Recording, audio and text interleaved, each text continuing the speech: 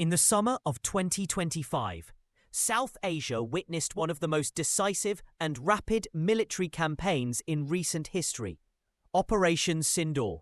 Named after the red vermilion powder that symbolizes the dignity of Indian women, this operation was India's swift and calculated retaliation against the brutal terror attack in Pahalgam on April 22, 2025. That attack claimed the lives of 26 civilians, all men, leaving behind grieving widows and families.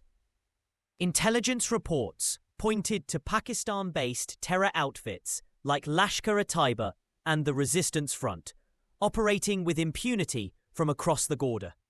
The Indian government vowed a response that would be both symbolic and strategically devastating.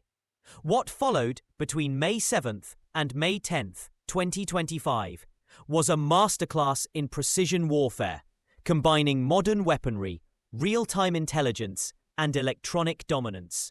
Operation Sindoor was not just another cross-border strike. It was a clear demonstration of India's evolved doctrine against Pakistan. Traditionally, India followed a model of deterrence by threat, hoping that the mere possibility of retaliation would keep adversaries in check. But repeated cross-border terror attacks proved this approach insufficient. In recent years, New Delhi shifted towards deterrence by action, where retaliation itself became the core of deterrence. Sindoor became the perfect example. Swift, decisive, and limited in scope to avoid a wider war, but powerful enough to inflict a strategic setback. The Indian Air Force led the charge, deploying its most advanced assets, including Rafale fighters, Su-30 MKIs, and Netra and Falcon AWACS aircraft. Supported by drones, loitering munitions, and the integrated air command and control system, India's strike force achieved total operational synergy. The first wave of attacks employed Sudarshan precision-guided bombs, BrahMos cruise missiles, and Harop and Harpi loitering munitions. These targeted Pakistani air bases, drone hangars, and terror training camps in both Pakistan-occupied Kashmir and deep inside Punjab province. Electronic warfare systems jammed Pakistani radars, blinding their Chinese-made HQ-9 surface-to-air missile batteries. By neutralizing air defense nodes early, India's strike aircraft could operate with near impunity, delivering payloads on high-value targets with devastating accuracy. Pakistan attempted to retaliate with a massive volley. Close to 1,000 missiles and armed drones were launched toward Indian territory on May 9th alone. But India's multi-layered defense, including the S-400 Triumph air defense system, Akash batteries, and counter-UAS grids, intercepted and destroyed the overwhelming majority of incoming threats. In some sectors, Indian defences achieved interception rates above 95%, ensuring that civilian areas and military installations remained untouched. This defensive dominance not only nullified Pakistan's counterattack, but also showcased India's maturing air defence capability. Post-operation intelligence assessments revealed the staggering damage inflicted on Pakistan's military assets. 9 Pakistani aircraft were destroyed.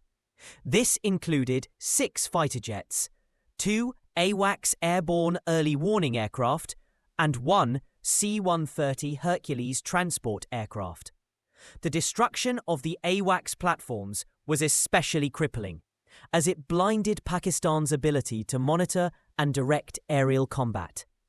Additionally, over 10 armed drones were wiped out in a single strike, with more shot down during the air battles over Punjab and Sindh.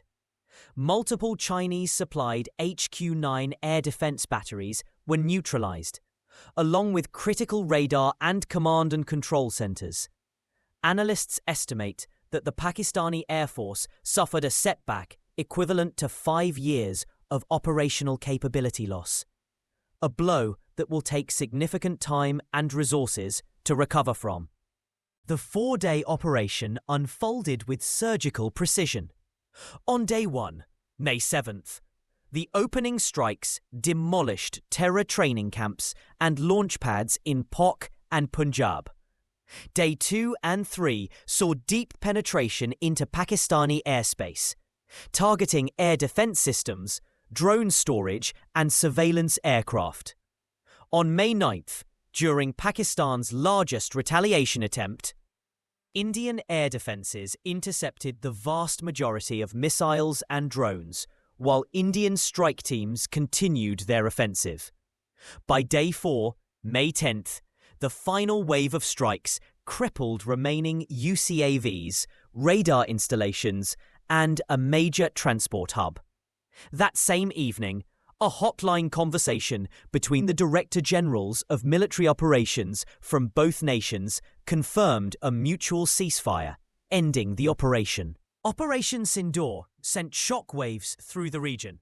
For India, it was proof that high-tempo, high-precision retaliation could be executed without spiraling into full-scale war. For Pakistan, it exposed vulnerabilities in air defense, surveillance, and retaliatory capabilities. Internationally, the operation was studied by military analysts as a case study in modern limited war strategy. Politically, the government passed a resolution praising both Operation Sindoor and the Operation Mahadev, framing them as examples of India's resolve against cross-border terrorism. This operation will be remembered as more than just a military action. It was a statement of intent. It showcased India's ability to combine intelligence, technology, and political will into a precise, powerful strike. In just 4 days, Indian forces not only avenged a deadly terror attack, but also rewrote the rules of deterrence in the subcontinent. Whether this new model of deterrence by action will prevent future conflicts remains to be seen. Thanks for watching. If you found this video valuable, please like, subscribe, and share.